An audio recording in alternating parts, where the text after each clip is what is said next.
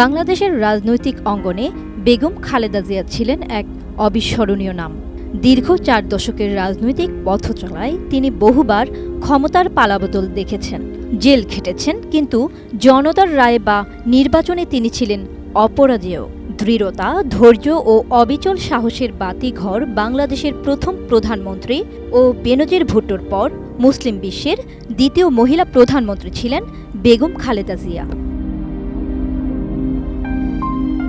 দীর্ঘ রাজনীতির যাত্রার অবসান ঘটিয়ে অবশেষে না ফেরার দেশে চলে গেলেন বিএনপির চেয়ারপারসন ও সাবেক প্রধানমন্ত্রী বেগম খালেদা জিয়া। ৩০ ডিসেম্বর রাজধানীর এভারকেয়ার হাসপাতালে চিকিৎসাধীন অবস্থায় তিনি শেষ নিঃশ্বাস ত্যাগ করেন। আমি বুঝি নির্মাণের শিল্প, সালাম স্টিল বোঝে ডিউরেবিলিটি। সালাম স্টিল, মোস্ট ডিউরেবল স্টিল। সাবেক এই প্রধানমন্ত্রীর এমন কিছু রাজনৈতিক রেকর্ড ও রাষ্ট্রীয় অবদান রয়েছে যা তাকে সমসাময়িক অন্য সব রাজনীতিবিদ থেকে অন্য উচ্চতায় নিয়ে গেছে।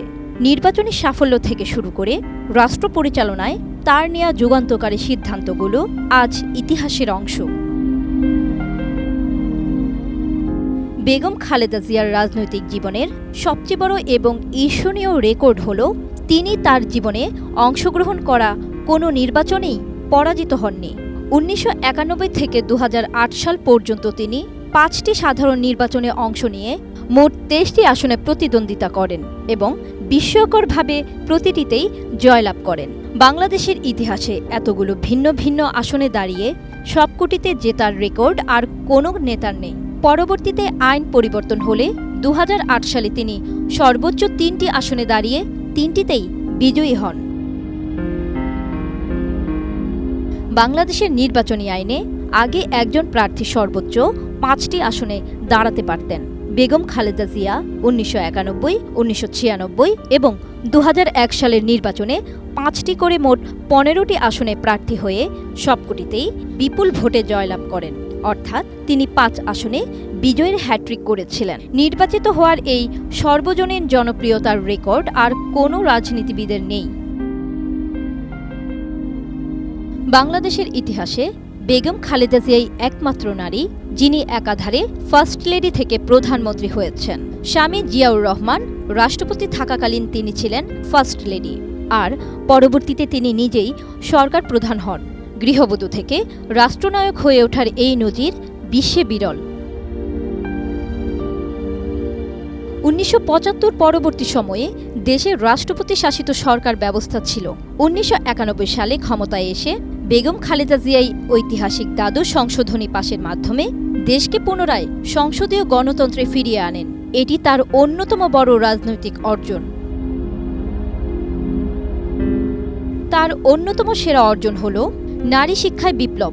তার সরকারি বাংলাদেশে ১০ম শ্রেণী থেকে মেয়েদের অবৈতনিক শিক্ষা ও উপবৃত্তি চালু করেছিল।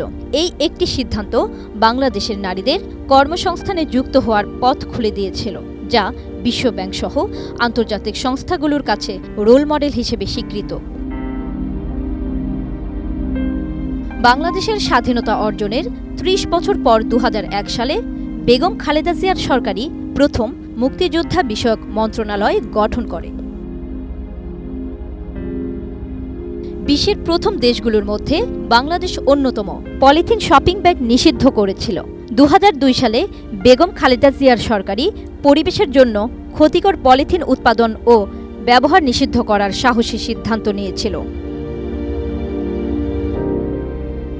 দক্ষিণ এশীয় আঞ্চলিক সহযোগিতা সংস্থা সার্কের ইতিহাসে প্রথম নারী চেয়ারপারসন হওয়ার গৌরবও অর্জন করেন আপোষহীন এই নেত্রী।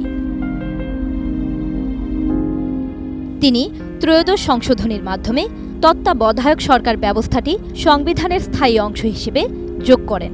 বর্ণাঢ্য এই রাজনৈতিক ক্যারিয়ার ও রাষ্ট্রীয় সংস্কার তাকে বাংলাদেশের ইতিহাসে স্থায়ী আসন করে দিয়েছে। তার মৃত্যুতে দীর্ঘ ও অজেয় পথ চলার অবসান ঘটল।